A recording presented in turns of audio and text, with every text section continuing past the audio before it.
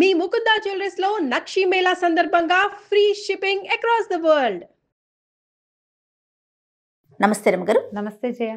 రమగారు, గర్భాశయ తొలగింపు పూర్వకాలంలో మాత్రం చాలా విధిగా జరిగిపోయి ఆపరేషన్స్. ఏ చిన్న సమస్య వచ్చినా అయ్యో వీళ్ళకి ఇంతే కదా వయసు, 20 ఏళ్ళే ఉన్నారు, 25 సంవత్సరాలే ఉన్నారు, అట్లా ఆలోచించేవారు కాదంట. వెంటనే ఓకే సమస్య ఉందా, వెంటనే గర్భాశయ తొలగింపు, ఈ ప్రక్రియ జరిగిపోయేది. కానీ మనకి ఆరోగ్యపరంగా కావచ్చు, హెల్త్ పరంగా కావచ్చు, చాలా టెక్నాలజీ అందుబాటులోకి వచ్చింది. డాక్టర్లు బాగా అందుబాటులోకి రావటం, విరివిగా మంచి విద్యని అభ్యసించటం, కొత్త టెక్నాలజీని అందిపుచ్చుకోవటం, దీంతో ఏదైనా సమస్య వచ్చినప్పుడు ఆ సమస్యను మనం ఏ విధంగా పరిష్కరించాలి అనేది ఆలోచిస్తున్నారు కదండి. గర్భాశయాన్ని తొలగించడం అనే కేసుల సంఖ్య అయితే బాగానే ఉంది. మన డాక్టర్ మొవ్వా మాధురి గారు, గైనకాలజిస్ట్, సీనియర్ గైనకాలజిస్ట్, ఆవిడతో ఎప్పుడు నేను ఇంట్రడ్యూస్ చేద్దాం మేడం అని అంటే వెంటనే ఫస్ట్ చెప్పేది ఇదేనండి, జయ గర్భాశయం తొలగించుకుంటామని చెప్పి నెంబర్ ఆఫ్ పర్సన్స్ వస్తున్నారు, దీని మీద అవేర్నెస్గా చేద్దామని. ఇప్పటికీ ఉన్నారమ్మా అంటే డెఫినెట్గా ఉన్నారు, డ్యామ్ షూర్గా. వాళ్ళే డిసైడ్ చేసేస్తారంట డాక్టర్ దగ్గరికి వచ్చేటప్పటికే, నాకు ఇక్కడ ఏదో సమస్య ఉంది, లేదా ఈ సమస్య ఉందమ్మా అని చెప్పగానే ముందు ఎందుకన్నా మంచిది తీసేయండి అంటే అది ఎలా అయిపోయిందంటే మన శరీరంలో ఒక పనికి రాని అవయవం కింద అలా ఆలోచించటం ఉంది. రమ్మగారు, అంటే మీరు విన్నారా ఈ కేసెస్ని? అవి నాకు తెలిసేయ్యా, నువ్వు పూర్వం అన్నావు, పూర్వకాలంలో జరగలే ఇవి, మనకంటే కొంచెం ముందు. అంతేనా? అంతే. అంతకు పూర్వకాలంలో, ఇప్పుడు మా మదర్ కాలంలో అవి 50 ఏళ్ళు వచ్చాక ఓవర్ బ్లీడింగ్లు అలాంటివి ఏమైనా తీవ్రమైన సమస్యలు ఉండి హ్యాండిల్ చేయలేకపోతే తీసారు, కానీ అలా ఏం జరగలేదు. మన ముందు కాలంలో మనకి ఒక 2 జనరేషన్స్ ముందు అనుకో, 5-6 జనరేషన్స్ ముందు మన అమ్మమ్మల నాడు యుట్రస్ నాడు కాలం చెప్తా, అమ్మల కాలంలోనే అలా కొంచెం జరిగింది. అసలు BBC వాళ్ళది ఒక ఇది చూస్తుండే దాన్ని ఆ మధ్య నేను, కొన్ని చోట్ల ఊళ్ళకి అందరికీ ఇవేట, అందరికీ గర్భాశయాలు తీసే ఊరంతా హిస్టెక్టమీయే. ప్రతి వాళ్ళు 25, 32, 31, 30 ఇదే ఏజ్ వాళ్ళు, అంటే కనీ పెంచే వయసే, కానీ హిస్టెక్టమీలు కాదు పుట్టేస్తే ఇంకా అయిపోయింది, ఇద్దరు పిల్లలు పుట్టాక పని లేదు, బ్లీడింగ్ అవుతుందా తీసేసుకో, ఏదైనా ఇబ్బందిగా ఉందా తీసేసుకో, ఏం ప్రాబ్లం వచ్చింది తీసేసుకోమని చెప్పిన వాళ్ళు ఉన్నారు, తీసేసేయండి అని ఫోర్స్ చేసిన వాళ్ళు అడిగే వాళ్ళు ఉన్నారు. నేను చెప్తాను జయ, మా ఇంట్లో సచివత ఉందా? ఇప్పుడు బాగానే ఉంది. ఆ మధ్య అది మామూలుగా కొంచెం సన్నటిది. వాళ్ళ ఊళ్ళో వాళ్ళంతా ఏమిటి ఇది పిల్లలు పుట్టినా ఇలాగే ఉంది, కాస్త సర్జరీ ఆపరేషన్ చేయించేస్తే ప్రాణం చేరుతుంది, ఏంటిటా సిజేరియన్ ఇది చేసేస్తే, హిస్టెక్టమీ చేసేస్తే అప్పుడు కొంచెం మనిషి బలుస్తుంది, కొంచెం అది బలవటం ఏంటంటే ఊళ్ళో అలాగే అంటారమ్మా అంటుండేది. నేను అది కనీసం ఒక 10-15 మంది పని వాళ్ళ దగ్గర విన్నాను జయ. హిస్టెక్టమీ చేశాక ఒక 3-4 నెలలు రెస్ట్ ఇస్తారు, బాగా ప్రాణం చేరుతున్నప్పుడు వాళ్ళు నున్నగా అవుతారు, బలుస్తారు, ఆరోగ్యం వస్తుంటారు. బొంద అసలు స్త్రీ ఆరోగ్యం ఉన్నదే గర్భాశయం వల్ల, అంతే కదా. ఒక లేడీగా డిఫైన్ అవ్వాలంటే దానికి ఏముండాలి, బేసిక్ గర్భాశయం అది ఉంటే కదా, లేకపోతే ఏముంది. ఇప్పుడు ఒక పిల్ల ఉంది, 15 ఏళ్ళు వచ్చినాయి, 16 ఏళ్ళు వచ్చినాయి, పీరియడ్స్ రాలా, అమ్మ నాన్న అయిపోతారు, అమ్మో ఏమిటి ఇంకా పీరియడ్ ఎందుకు రాలేదని. 10వ ఏట వస్తే ఎట్లా బెంబేలు ఎత్తుతున్నామో 15వ ఏట రాకపోతే అంత బెంబేలు ఎత్తుతాం. అదేదో వస్తేనే అది అమ్మాయి అవుతుంది, రాకపోతే ఏం సమస్య. అమ్మగారు 10వ ఏట వస్తే సరే ఎప్పటికైనా రావాల్సిందే కదా అనుకుంటాం, కానీ ఏదో ఒకటి అలవాటు చేద్దాం అనుకుంటాం. రాకపోతే ఇదివరకటి కాలంలో ఏంటంటే ఈ బర్త్ కంట్రోల్ వ్యవహారం లేక వరుసగా పిల్లలు పుడుతుండేవాళ్ళు, ఒకళ్ళకి 2 ఏళ్ళకి 3 ఏళ్ళు పుడితే 5 ఏళ్ళకి ఒకళ్ళు పుట్టేవాళ్ళు, ఇంకొన్ని చోట్ల 10 ఏళ్ళు 20 ఏళ్ల తర్వాత కూడా మా ఫ్రెండ్స్లో చుట్టాల్లో కూడా పెద్ద అబ్బాయికి 15 ఏళ్ళు, అప్పుడు తల్లి కడుపుతో ఉన్న వాళ్ళని డజన్ల కొద్దీ తెలుసు. నేను రీసెంట్గా కూడా చూశాను రమ్మగారు, రీసెంట్గా కూడా విన్నాను. అదే పిల్లలు పిల్లలు డిగ్రీలో ఉన్నారు, ఇప్పుడు డెలివరీ అయిన వాళ్ళు రేర్గా. ఇప్పుడు ఇదివరకటి కాలంలో అవి చాలా సహజంగా ఉండే. 15 ఏళ్ళు అయింది, పెద్ద అబ్బాయికి 15-16 సంవత్సరాలు వచ్చాక తల్లుల తర్వాత 3-4 కన్నవాళ్ళు మాకు సమీప బంధువుల్లోనే ఉన్నారు. ఈ 15 ఏళ్ళు గ్యాప్ ఎందుకు వచ్చిందో, ఫర్టిలిటీ లేదు అప్పుడు, ఇప్పుడు కుదిరింది.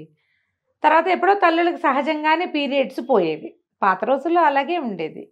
క్రమంగా ఏమైంది, మనకి డాక్టర్లు కొంచెం టెక్నాలజీ అందుబాటులోకి వచ్చాక సర్జరీ చేయటం, ఓపెన్ చేసి సర్జరీ చేయటం, ఓపెన్ చేయకుండా సర్జరీ చేయటం, ల్యాప్రోలు అవి అవకాశాలు వచ్చినాయి, కీహోల్ సర్జరీలు అని రకరకాలు వచ్చినాయి. క్రమంగా 2 పిల్లలు పుట్టారు, 30-35 వచ్చినాయి, ఈ పీరియడ్ అన్నిటికీ అడ్డం వస్తుంది, అదొక ప్రాబ్లం.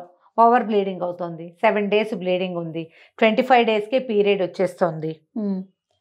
ఇవి తర్వాత ఏదో కడుపులో నొప్పో ఏదో చెప్పుకోలేని సమస్యలు ఉన్న వాళ్ళు డాక్టర్ల దగ్గరికి వెళ్తే సీనియర్ గైనకాలజిస్టులు ఎవరైనా అమ్మ తీసేస్తాం మంచిది, ఇది ఇందులో ఫైబ్రాయిడ్ ఉంది, ఏదో ఒక ఇది ఉంది, తీవ్రమైన సమస్య ఇది ఎండోమెట్రియాసిస్ కూడా ఇప్పుడు ట్రీట్మెంట్స్ వచ్చినాయమ్మా, ఇది వరకు లేవు, పెద్ద ఫైబ్రాయిడ్ ఉంది, దాన్ని ఇంకో రకంగా ఏం చేయలేం కాబట్టి రిమూవ్ చేద్దాం అంటాం. అక్కడక్కడ కనపడేది. క్రమంగా వీళ్ళు 35-36 రాగానే ఓవర్ బ్లీడింగ్ అవుతుంది, ప్రతి నెల వస్తుంది, పద నేను డాక్టర్ నాకు ప్రాబ్లం ఉంది కదా తీసేయండి అని వీళ్ళే అడగటం. తీయించేస్తే సరిపోతుంది. అదొక పనికిరాని వస్తువుగా అయ్యింది. ఎలాగైతే ఈ మన దాన్ని ఏమంటారు అపెండిక్స్ ఉపయోగం ఏంటో మనకు తెలియదు. అపెండిసైటిస్లు కూడా విపరీతంగా చోట్ల బాగుండకపోతే అపెండిక్స్ తీసి పారేస్తుండేవాళ్ళు. అది ఓపెన్ చేసినప్పుడు ఇది కూడా తీసేసేవాళ్ళు. కొన్ని జరిగేవి అట్లా. ఎప్పుడైనా ఒక డాక్టర్ దగ్గరికి వెళ్ళాం, ఒక సందర్భం ఇలా ఒంట్లో బాగుండలేదు, తరచుగా ఏవో ఇబ్బందులు వస్తున్నాయి, పీరియడ్ రిలేటెడ్ ఇష్యూస్లో బాధపడుతున్నారు. ఒక డాక్టర్ రిమూవల్కి చెప్పారు అనుకుందాం. సెకండ్ ఒపీనియన్కి వెళ్ళరా మీరు? ఖచ్చితంగా వెళ్ళాలి ఇలాంటి విషయాలకి. థర్డ్ ఒపీనియన్కి కూడా వెళ్ళాలి కదా. 3 ఒపీనియన్లు తీసుకుని మీకు ఇదే అవసరం, ఇదే చేయగలుగుతాము, ఇంకా దీనికి ఏం చేయలేము అంటే దానికి వెళ్ళాలి. బేసిక్గా మనకి హార్మోన్స్ అవి సజావుగా ఎప్పటిదాకా ఉంటాయి జయ? 10-12 సంవత్సరాల వయసు నుంచి. ఈ జనరల్ ఇదే, డాక్టర్గా తెలియదు కదా నాకు, కానీ మామూలుగా నాకు అర్థమైనంత మటుకు ప్రజలందరికీ తెలిసిందే, 50 నుంచి 55 సంవత్సరాల దాకా ఈ పీరియడ్ ఇష్యూ నడుస్తుంది.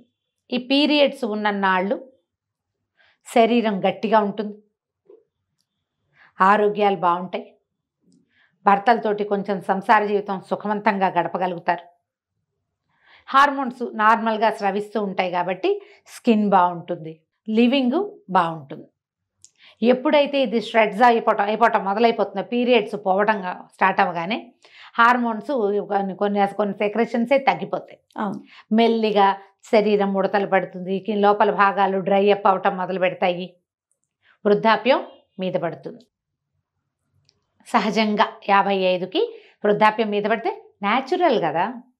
55 ఏళ్ళు వచ్చాక లైంగిక ఆనందం కావాల్సిందే అనుకునే వాళ్ళ శాతం చాలా తక్కువ ఉంటారు. తప్పు కాదు, అది ఉంటారు కానీ తక్కువ ఉంటారు.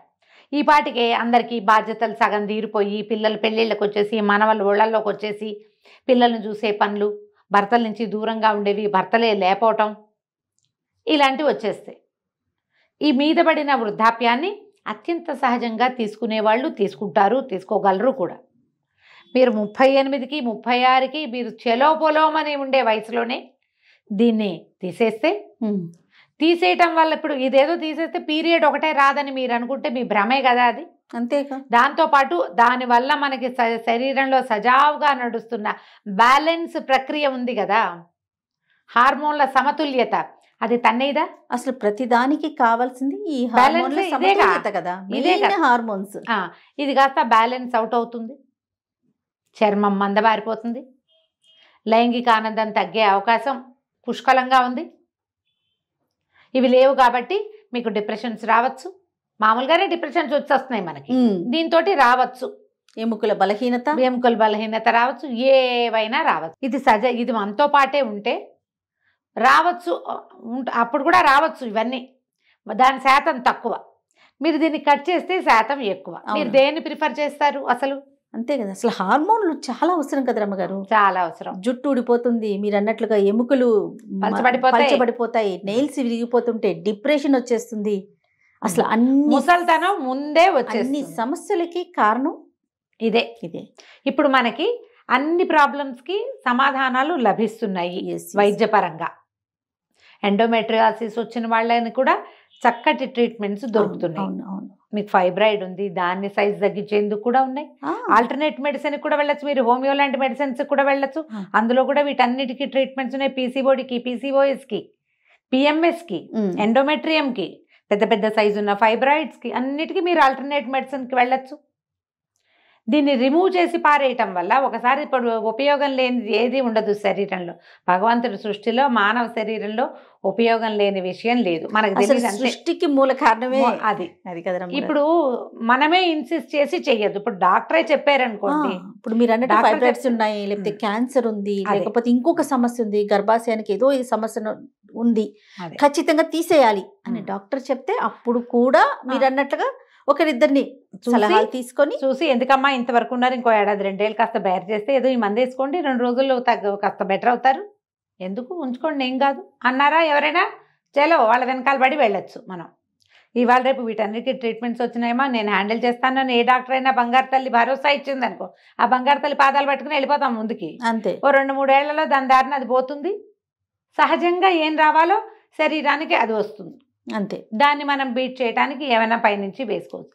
చిన్నతనంలోనే మొదలు పెడితే అవునండి. చాలా మంది ఇన్సిస్ట్ చేస్తారు జయ, నేను చాలా మందిని అట్లా చూస్తా, తీయించేస్తే సరిపోతుంది, తీయించేస్తే 40 నుంచి స్టార్ట్ చేస్తారు, తీసేస్తే పోతుంది, తీసేస్తే పోతుంది, తీయించేస్తే సరిపోతుంది, తీయించేసుకుంటే సరిపోతుంది. 50లో కొంచెం ఒక్కొక్కసారి సమస్యలు వస్తాయి.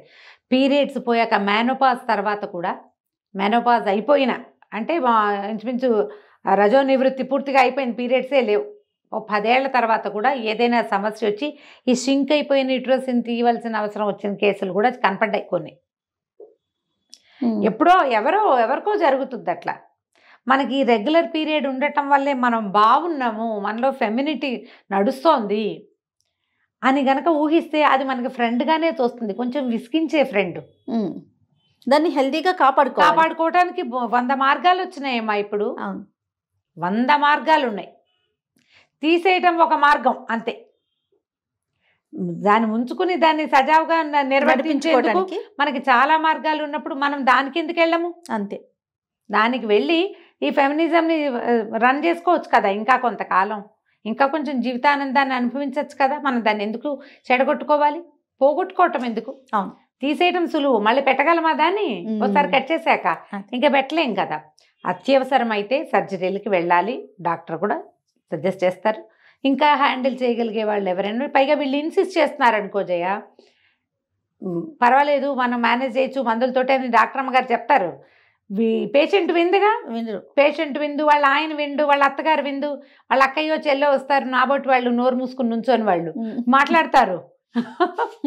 చాలా అవస్థపడుతుంది, చాలా ప్రాబ్లంగా ఉంది, చాలా అసలు ఎంత అవస్థపడుతున్నాము, ఇవి కేవలం వస్తే మేము వస్తున్నాము అని చెప్పి ఏదో ఒకటి చేసేసేయండి, దీన్ని ఇక్కడ ఫినిష్ చేయండి.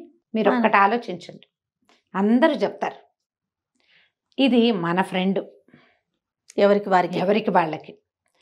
ఈ ఫ్రెండ్షిప్ తోటి మీరు సంతానానికి అన్నారు, ఆ సంతానం కంటిన్యూ అవుతుంది, అది మీతోటే ఉంటే ఇంకొంచెం బాగుంటుంది లైఫ్. కొంచెం దీన్ని మేనేజ్ చేసుకుందాం. ఇది ఏదైనా వచ్చినప్పుడు నాకు ఈ పిఎంఎస్ ఏమంటే పిచ్చి కోపాలు విసుగులు ఉంటాయి, మనం మేనేజ్ అవుదాం. ఆ కోపం పైకి వెళ్ళిపోయే రకంవి కాకుండా మనని మనం మేనేజ్ చేసుకుందామని మీకు మీరు డిసైడ్ చేసుకుంటే, నువ్వు డాక్టర్ మీ ఇద్దరే డిసైడ్ చేసుకోవాలి, మిగిలిన వాళ్ళకి ప్లేస్ లేదు. ఇప్పుడు మిగిలిన వాళ్ళందరినీ నువ్వు విసిగిస్తున్నావు అనుకో ఈ పీరియడ్ వల్ల, వాళ్ళు కూడా డిసైడింగ్ ఫ్యాక్టర్స్లోకి వస్తారు. అవును. వాళ్ళని రానివ్వద్దు, ఎవరిని రానివ్వద్దు. మీరు మీ ఫ్రెండ్ని సరిగ్గా మేనేజ్ చేసుకోండి. దాన్ని తొక్కిపెట్టి ఉంచడం, దాన్ని లైన్లో పెట్టి ఉంచడం, దాన్ని సజావుగా నడిపించడం మీ చేతిలోనే ఉంది. దానికి డాక్టర్ సహాయం తీసుకోండి. ఒక డాక్టర్ కాకపోతే 2-3 రకాల డాక్టర్లను తీసుకుందాం. 2-3 డాక్టర్లను తీసుకోవచ్చుగా మనం, అంతేగా. వాళ్ళ సహాయంతో దీన్ని మేనేజ్ చేసుకోండి. మీరు హెల్తీగా ఉంటే, మీరు అంటే ఒక లేడీ, ఒక స్త్రీ, ఒక మహిళ, వాళ్ళ చుట్టూతో ఉన్న ప్రపంచం అంతా హెల్తీగా ఉంటుంది. ఒక పచ్చని చిలకలు, రామచిలకలు, సీతాకోక చిలకలు వాలే చెట్టు, అది ఎంత హెల్తీగా ఎంత బాగుంటే అంతమందికి నివాసం దొరుకుతుంది దాని మీద. అది మనమే, అంతే. అది మనం. అవునండి. మనని పచ్చగా మేనేజ్ చేయడానికి ఏం చేయాలి? మీకు వస్తున్న రకరకాల ఇబ్బందుల్ని హ్యాండిల్ చేయొచ్చు. ముందు అడ్రస్ చేయండి మనకేం ప్రాబ్లం ఉందని.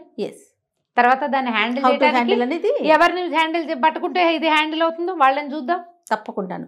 కట్ చేసి పారేయటం మాత్రం ఎప్పటికీ హ్యాండ్లింగ్ మెథడ్గా భావించకండి మీరు.